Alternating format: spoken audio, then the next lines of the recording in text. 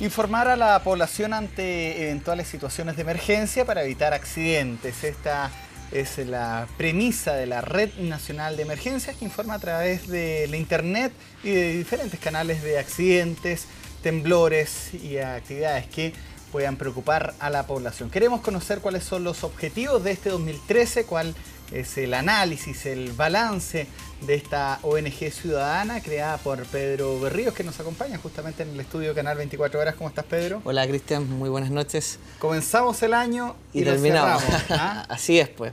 Y la verdad que para nosotros y para todo el grupo humano de Red de Emergencia es un honor poder estar acá presente pues las pantallas de TVN. No, ojalá fuera más seguido. Sí, hemos tenido a través del teléfono. Muchas veces nos han ayudado ustedes justamente a tener una visión amplia de lo que ocurre en el país. Sí, la verdad que en estricto rigor, bueno, Chile es un país muy especial en diferentes aspectos y dentro de los cuales la emergencia no es un tema menor.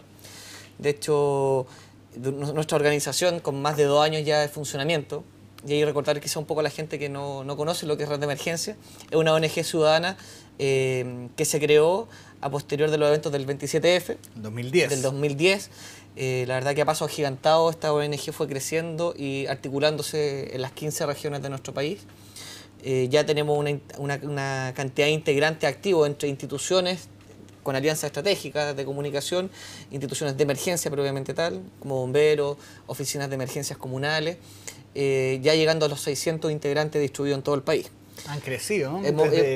Desde los primeros días cuando lo entrevisté en el canal de al lado, que eran una cuenta de Twitter incipiente en esos días. La verdad que fue el proyecto en sí, Red de Emergencia, fue un proyecto bien lanzado como una idea que nació obviamente de todo lo que pasó después del 27F, claro, en el concepto de que, sobre todo nuestro país, un país que geográficamente es complicado comunicar, pero que a su vez son un poco de repente contradictorio saber que en medio de la sociedad del conocimiento y la tecnología, ese minuto, la mitad del país quedó incomunicada.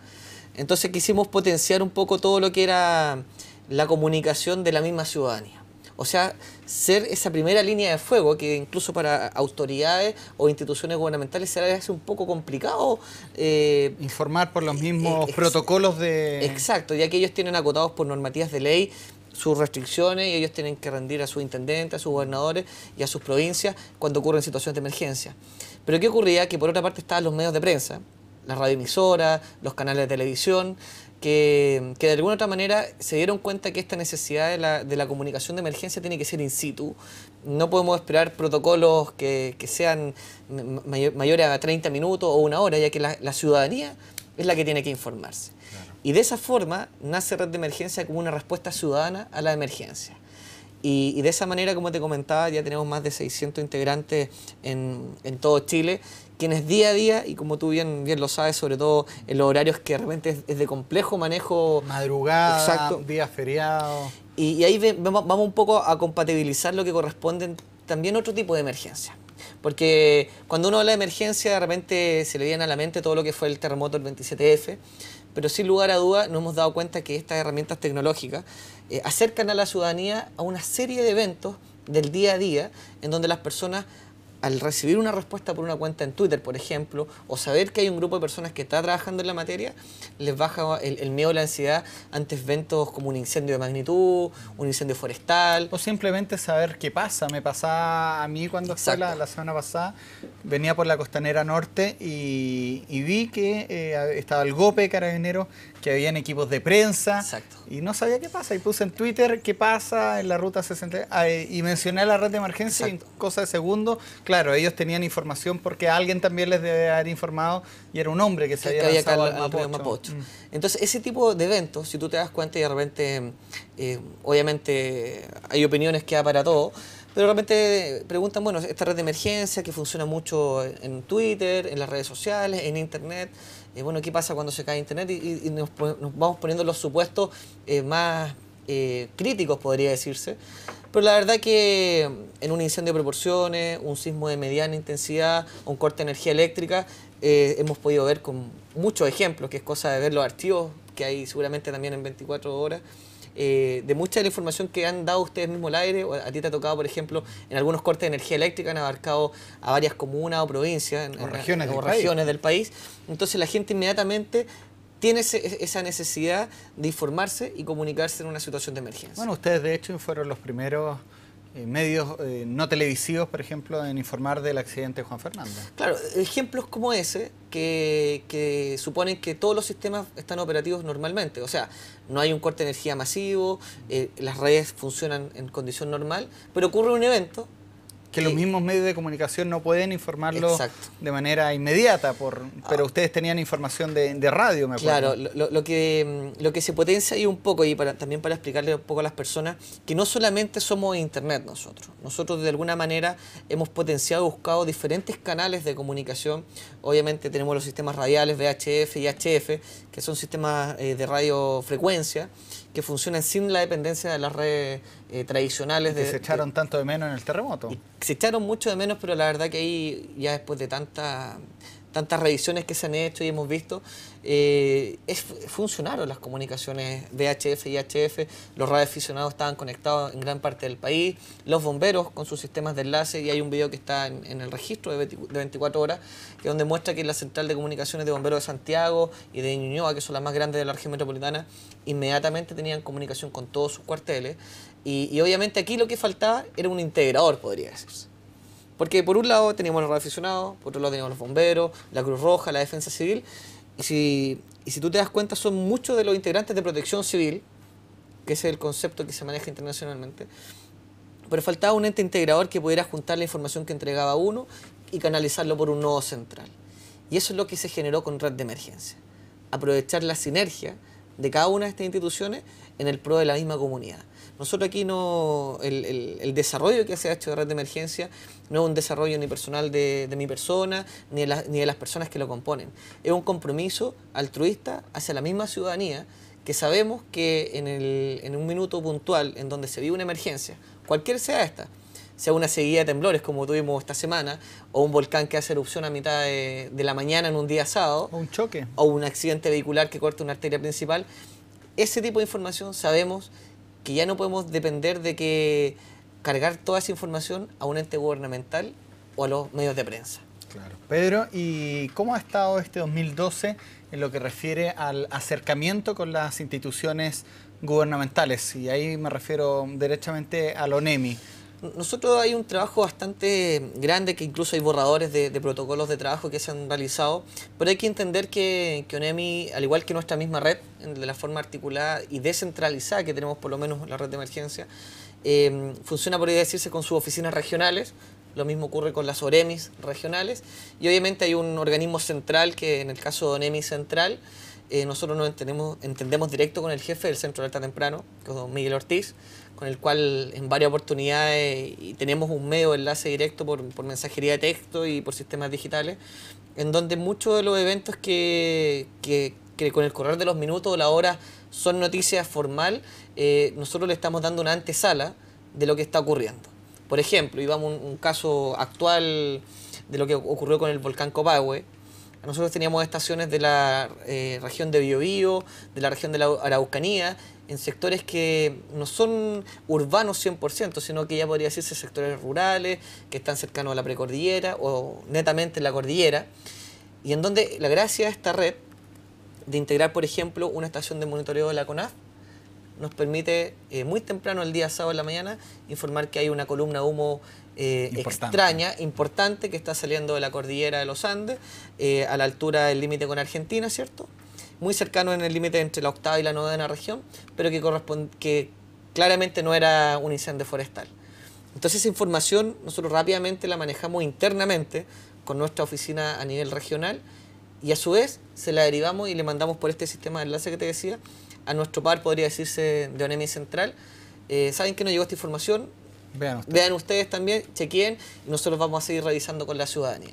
Y ahí viene lo importante, que el común de las personas no toma el teléfono y llama a ONEMI y dice, ¿sabe qué? Pero sí encuentra un oído de escucha en Red de Emergencia, en donde le mandan un Twitter y puede dar una información como esa. Mira, a través de justamente el Twitter vamos a empezar a abrir también esta entrevista a los televidentes para hacerla interactiva.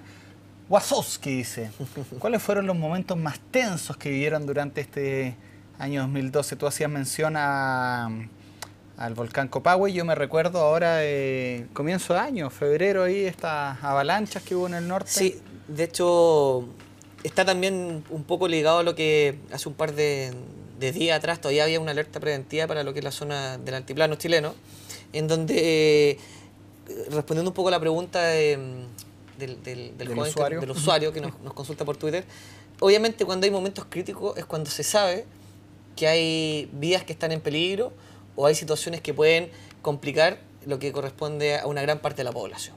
Y eso lo vivimos claramente este año en dos eventos, yo podría decir, de relevancia no menor, y que obviamente de repente no son tan seguidos como noticias por los medios de prensa.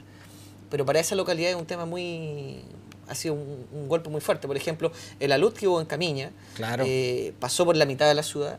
Nosotros tuvimos la ventaja de que antes que se cayeran los sistemas, porque allá se cayeron los postes y se cortó la energía eléctrica y fue para ellos fue una tragedia mayor.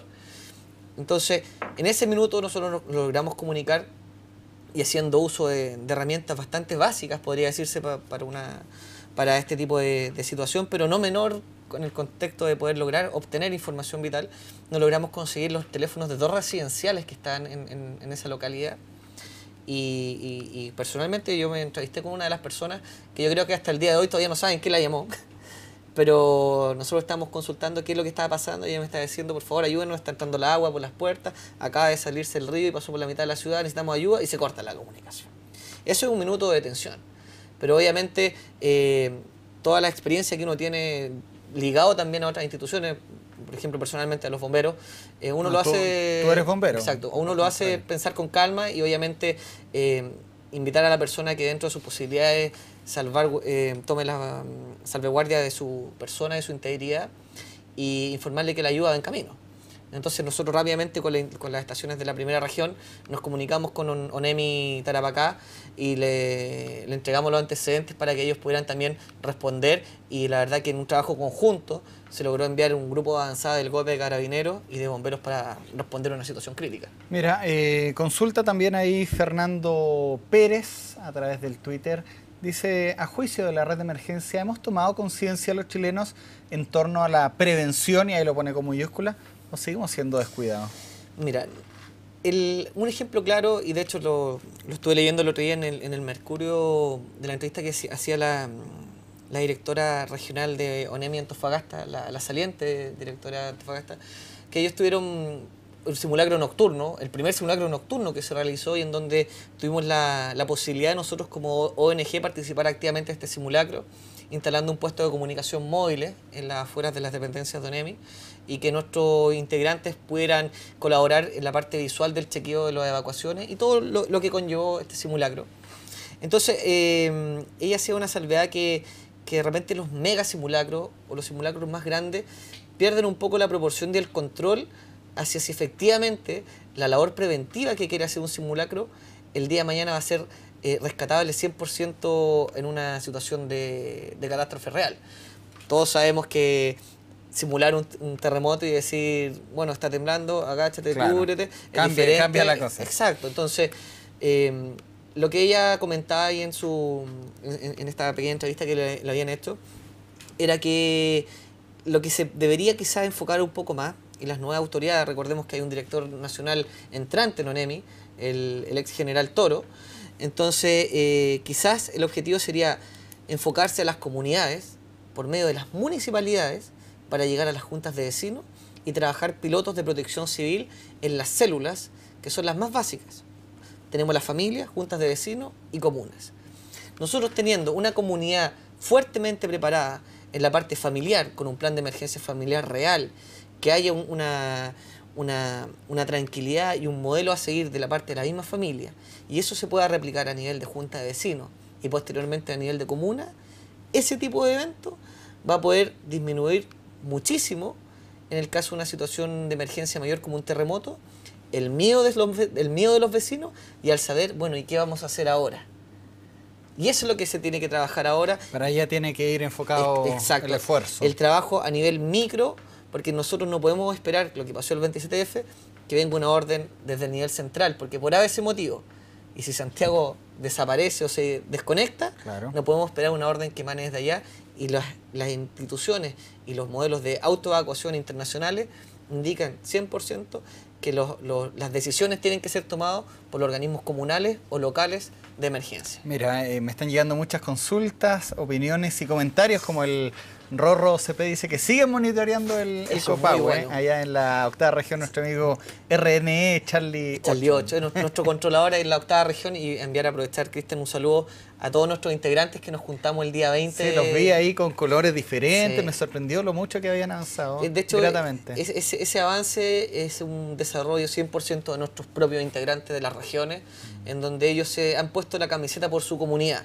Y de hecho, en las oportunidades que yo he tenido para hablar con ellos y explicarles el real sentimiento de lo que es red de emergencia, es que ellos se deben a su comunidad, porque ellos ahí, en esa comunidad cercana están sus vecinos, sus amigos y sus familiares.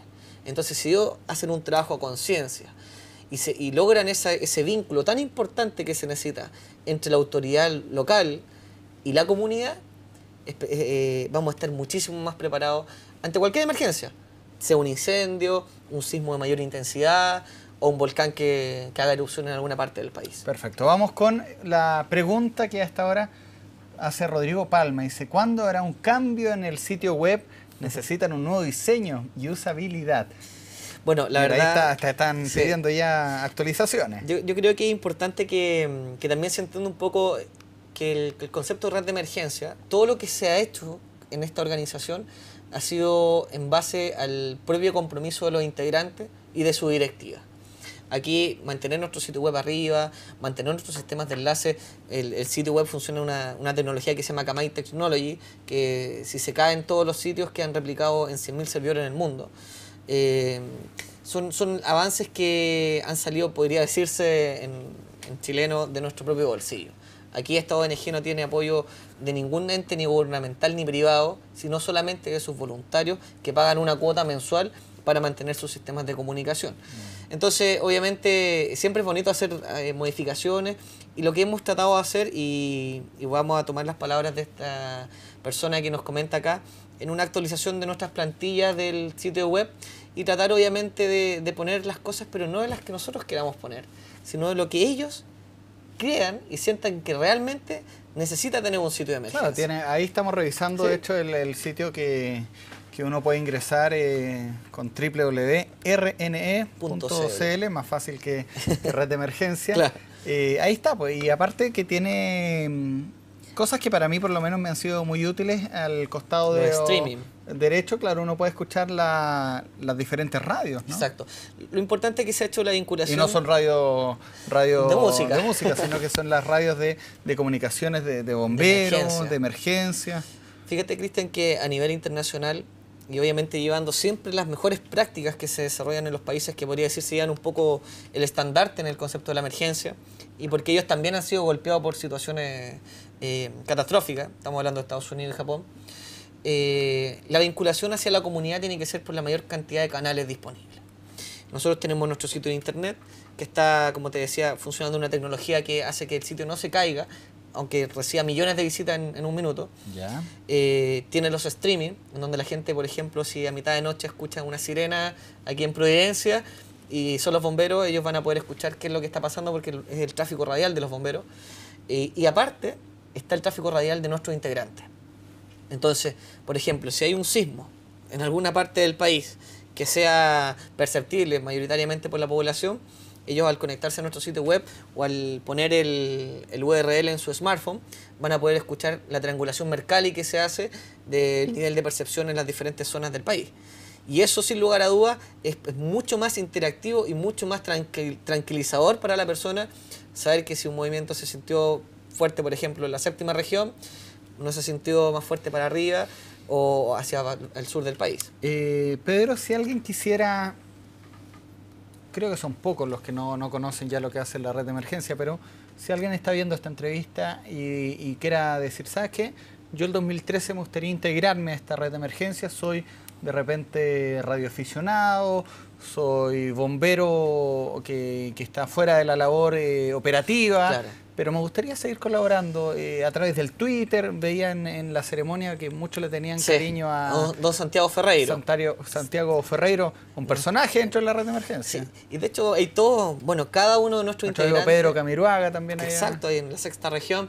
Entonces, cada uno de nuestros integrantes es el aporte que él hace en su conocimiento, en su tiempo, y en esa ventaja de querer compartir esa información en el menor tiempo posible y usando obviamente los protocolos que nosotros tenemos establecidos como organización.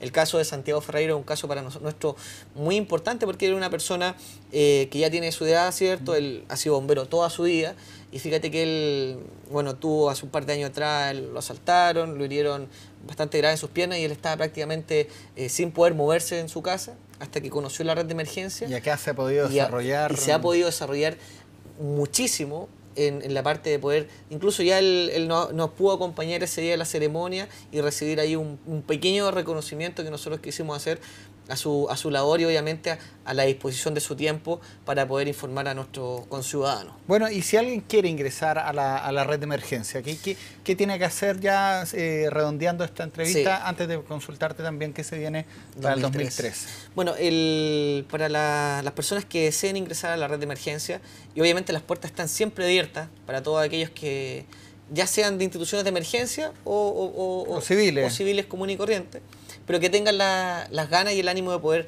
informar desde sus diferentes localidades. A nosotros nos interesa mucho llegar a los lugares más apartados del país, al territorio insular, a Isla de Pascua, llegar al archipiélago Juan Fernández, a todos los lugares que son de difícil acceso, en donde ellos puedan ser nuestros ojos y nuestros oídos cuando ocurre una emergencia. Entonces ellos pueden ingresar a nuestro sitio web en www.rne.cl y en una de las pestañas superiores indica ¿quieres unirte? Y ahí ellos pueden leer un poco de qué se trata ser integrante de la red de emergencia y cómo pueden colaborar y ser un voluntario más de esta única institución que existe en el mundo con esta estructura y ese funcionamiento en el nivel de protección civil. Y hemos sido testigos cómo ha ido creciendo y desarrollándose y te felicito. Gracias, Cristian. Noche ya del 31 de diciembre, queda muy poco, me están preguntando y están ahí. Claudio Ayala dice que son muchos los personajes en la quinta región costa y están todos pidiendo su saludo. Pero básicamente me gustaría saber qué plan hay para esta noche del 31 de diciembre, noche donde generalmente muchos me preguntaban que si yo estoy triste porque voy a estar trabajando. Pero han habido ocasiones que muchas veces lo han ameritado. Recuerda que una vez se cayó una pasarela en Valparaíso, hubo fuegos artificiales que terminaron con la vida de muchas personas en Maipú. O sea, situaciones de emergencia. Hace 2 años también hubo un atropello con 6 fallecidos cerca de Colina. O sea, trabajo el 31 de diciembre siempre hay. ¿Cómo se está preparando la red de emergencia para esta noche de Año Nuevo? Bueno, la red de emergencia, como siempre y en cualquier horario, porque la verdad que aquí nosotros... ¿Alguien tiene turno? No, aparte de que alguien tiene turno, nosotros sabemos que la emergencia no tiene horario. Entonces, nuestros voluntarios, al igual que los voluntarios de bomberos, cuando empieza a ocurrir algo o hay tráfico radial de alguna institución de emergencia que está respondiendo, por ejemplo, un accidente de múltiples víctimas o un incendio de proporciones o algún tema puntual que esté ocurriendo en alguna zona del país, inmediatamente y automáticamente se activan nuestra red de comunicaciones, nuestros integrantes encienden sus equipos de comunicaciones, nuestro sistema en Twitter empieza a publicar la información y empiezan a hacer todo este movimiento con la colaboración de la misma ciudadanía, que ahora, aparte de una foto, te pueden mandar hasta un video in situ de lo que está ocurriendo. Claro. Entonces, esa información, y ahí quizás adelantando un poco lo que tú me estabas preguntando, Cristian, es que lo que nosotros queremos ver para el 2013 es que aprovechar este mismo sentimiento del voluntariado y de la captación de la información de la comunidad es poder entregarle esta herramienta a las instituciones de emergencia para que de una vez por todas las personas sientan que cuando llaman a un teléfono de emergencia, sea el 131, 132, 133, sientan que hay una respuesta mucho más rápida y oportuna. Entonces nosotros es un proyecto ambicioso, pero nosotros creemos que es importante ayudar a las mismas instituciones de emergencia en darle lo que nos está informando a la población. Si yo a bomberos le doy una información de un accidente y donde claramente se ve que hay personas atrapadas o lesionadas y yo se la entrego a la central de bomberos, ellos rápidamente pueden disponer que haya los carros que tengan la herramienta específica para ese tipo de rescate.